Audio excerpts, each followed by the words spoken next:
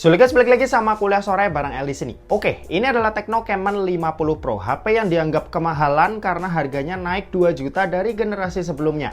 Tecno Camon 40 Pro yang rilis tahun lalu itu dijual di angka 3,7 juta. Sedangkan Tecno Camon 50 Pro ini dijual mulai dari 5,5 jutaan sampai yang paling mahal itu bahkan bisa tembus 7 juta. Tapi kalau aku cek di e-commerce, harganya ini udah mulai turun ya, bahkan bisa sampai di bawah 5 juta.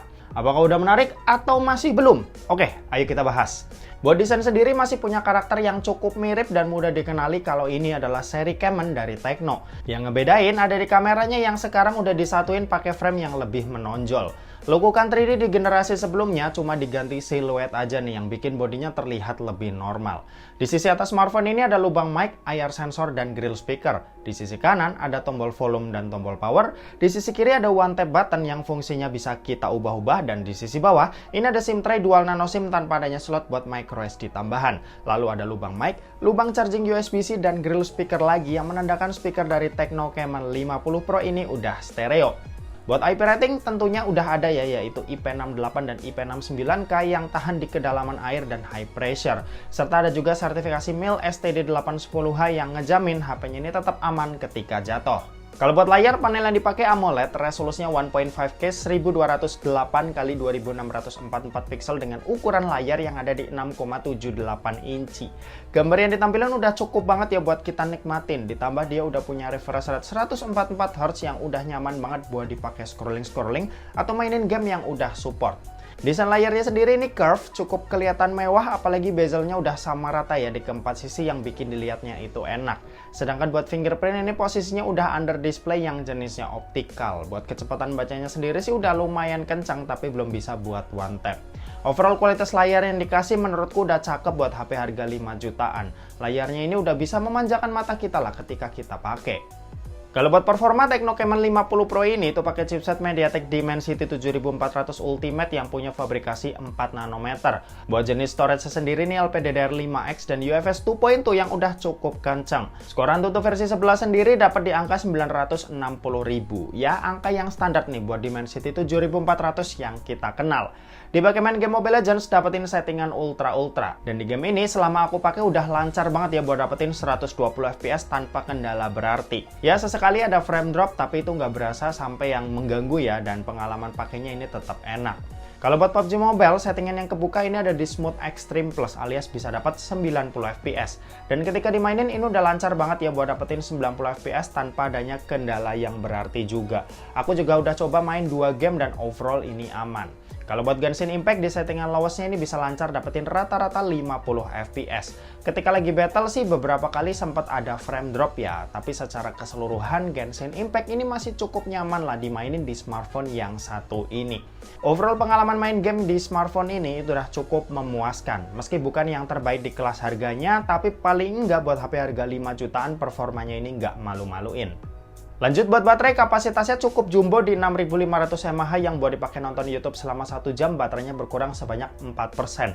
Scrolling IG Reels selama 1 jam baterainya berkurang sebanyak 5%, dan buat main Mobile Legends selama 1 jam baterainya ini berkurang sebanyak 15%. Sementara itu buat kecepatan ngecasnya sendiri ada di 45 watt yang buat isi dayanya dari 0 sampai full butuh waktu 1 jam 15 menit.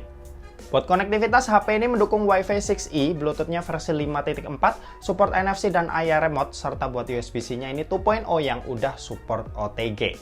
Buat sistem operasi, Tecno Camon 50 Pro ini pakai iOS 16 dengan basis Android 16. Update-nya sendiri dijanjiin buat dapat 3 kali major update dan 5 tahun security patch.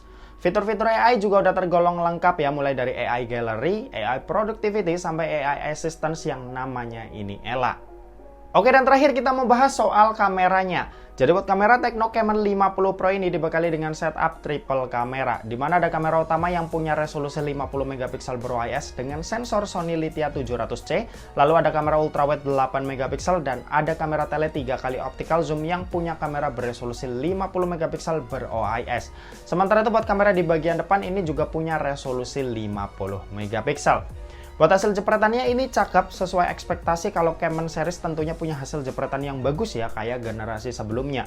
Detail gambarnya ini bagus, warna enak dilihat, paling ada kesenjangan aja sih di antar lensa yang lumayan berasa.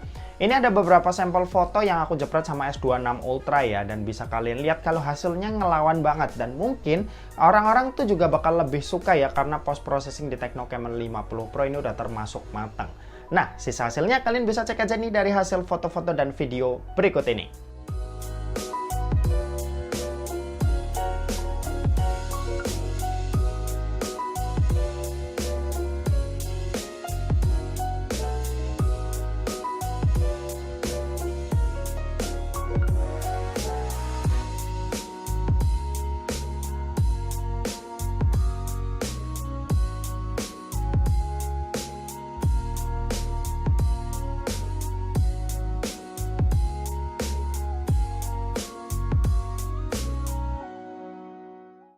Oke, ini contoh perekaman video dari Tecno Camon 50 Pro.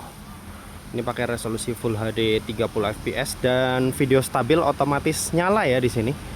Dan buat pindah-pindah lensa dia juga masih bisa secara langsung tanpa harus matiin perekamannya terlebih dahulu. Buat kestabilan gambar karena video stabilnya udah aktif, dia ya stabil ketika dipakai jalan. Cuma mungkin hasilnya agak sedikit ngecrop ya. Coba kalau ultra wide nya dipakai jalan, dia juga masih cukup stabil, mantap. Nah ini Full HD 60 fps, kalau di Full HD 60 fps ultra wide nya udah nggak bisa dipakai ya. Video stabil langsung aktif kalau di Full HD 60 sama seperti tadi. Buat ini sepertinya lensa digital deh. Ya berarti lensa telenya tidak bisa dipakai karena ini saat ditutup dia juga tidak ganti kamera. Ini kamera fisiknya lagi aku tutup ya, tapi 3 kalinya ternyata tidak ketutup, yang berarti ini masih kamera utama yang di zoom digital. Ini 4K 30 fps. Oke, mau dipakai jalan seperti ini.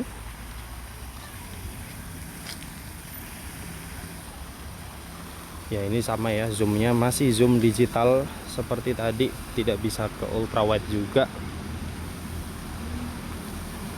Oke, berarti artinya lensa lain selain lensa utama dia cuma bisa rekam di Full HD 30. Kalau kamera utamanya dia bisa Full HD 60 dan sekarang ini 4K 30. Oke, seperti itu. Ini kamera depan Full HD 60 fps, Full HD 30 kita skip aja lah ya. Langsung Full HD 60, hasilnya seperti ini. FPS nya cukup baik, ini 60 dapat sih, nggak patah-patah. Muka ternyata cukup jadi glowing ya, ngerekam di sini buat kamera depan. Oke.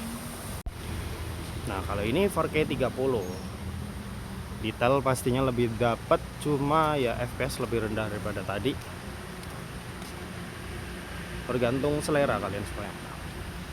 Oke, gitu aja, kita balik ke studio. Yuk. Oke, kesimpulannya Tecno Camon 50 Pro ini apakah layak kalau dihargai 5 juta plus? Well, kalau dibandingin sama Tecno Camon 40 Pro tahun lalu, HP itu tuh gila aja ya. Karena Tecno kayaknya tuh salah pasang harga dan makanya HP itu bisa laris manis dan bahkan sampai goib. Tapi harga 5 juta dari Tecno Camon 50 Pro ini itu hitungannya masih wajar banget kalau kita bandingin sama HP lain dari merek lain. Ditambah upgrade ini juga tetap ada, kamera yang sekarang ketambahan kamera tele. Terus baterainya yang juga jadi lebih badak, yang sebelumnya 5200 mAh sekarang udah jadi 6500 mAh. Nah, jadi gimana kalau menurut kalian? Apakah 5 juta ini masih kemahalan buat HP ini? Coba tulis pendapat kalian di kolom komen yang ada di bawah. Dan oke, mungkin segitu aja buat video kali ini. Terima kasih buat yang udah nonton video ini. Jangan lupa buat like, komen, dan share juga ke teman-teman kalian, supaya teman-teman kalian mendapatkan informasi yang bermanfaat dari kuliah sore. Oke, terima kasih buat yang udah nonton video ini sampai habis dan sampai jumpa di kuliah selanjutnya. Bye-bye.